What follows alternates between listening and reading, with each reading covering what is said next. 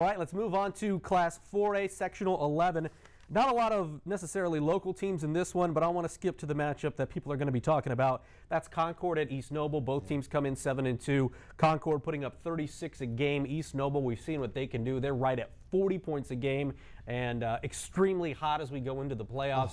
How do you see this one shaking out? Because luckily for East Noble, this game's going to be in Kendallville. It is going to be in Kendallville, and that certainly helps to have your home crowd behind you. But I got news for you. Concord's not going to drop 36 on that defense. I mean, you saw what they did to New Haven a few weeks ago. East Noble's defense, is there a hotter team? I know Snyder's unbeaten, Homestead's unbeaten, and all that, but is there a hotter team right now than the Knights? I mean, I don't believe so. Nick Weimer's been great. Gray Fox has stepped up. Best name in the area. Yeah, Mabel's been good. I mean, they really have a lot of talented guys. They do it offensively. You just mentioned all their offensive weapons, but I'm just so impressed with what they've done defensively. And I think they're going to control this game on the defensive side of the ball. I think Concord, very good program. They play some good competition up there, but they're on the road. East Noble wins this game in a really, really good game. I know. Don't overlook. We're not overlooking Concord, but right. You're talking about a team that beat a 6-3, a 6-2 at the time, Warsaw team last week, a good 5A team. Right. Beat them 34-9 last week. I mean, Concord is Concord's for real. good, but East Noble, I believe in them. They're just really, really good right now. And Plymouth is also 7-2, so if you take a look at whoever wins this game, that's probably the team that you're going to see in the sectional final.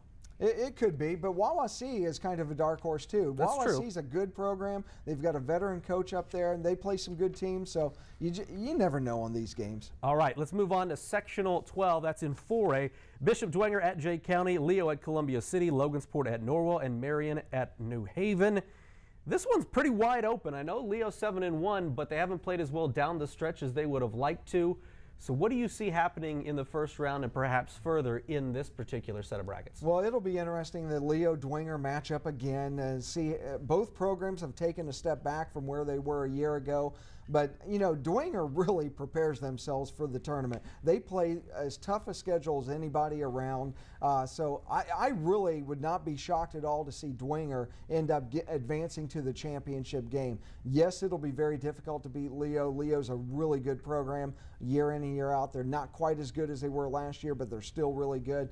But don't look at 3-6 on Dwenger just the same way with Lewis' record. Don't take that into account, because these teams play really, really difficult schedules, and they prepare themselves for this coming week. So I think Dwenger rolls over Jay County, and I think that Leo-Dwenger matchup is actually going to be a really, really good game. In fact, the best game in this sectional might be Logansport, who's 1-8, at Norwell at 0-9. Yeah, those might be the two most even, yeah, because Marion doesn't play in quite as good a conference as New Haven does, and New Haven's, although they've stumbled a little bit at the end, still a very good football team. They're good enough to get to the championship. If you're Chris Schwarzkopf, are you excited that the playoffs are here? Because you say 3-6, you know, we played a great schedule, but we can put all that behind us. We're 0-0 at this point. Oh, sure. They got a chance to get to the sectional championship game. I know they're looking at Jay County, and they're going to take them seriously and all of that. I get that, but they got a chance to kind of salvage this season, because so many people just focus on the record, and they say you're 3-6,